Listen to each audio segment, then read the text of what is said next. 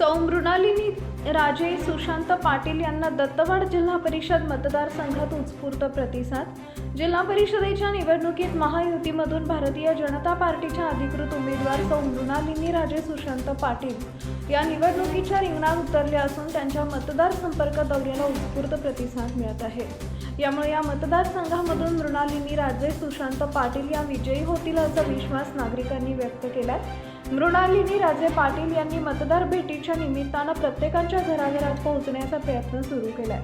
मृणालिनी राजे पाटील यांना सर्व स्तरातून पाठिंबा मिळत असल्यानं त्यांच्या मतदार भेटीला प्रभागातील नागरिकांची मोठी गर्दी दिसते।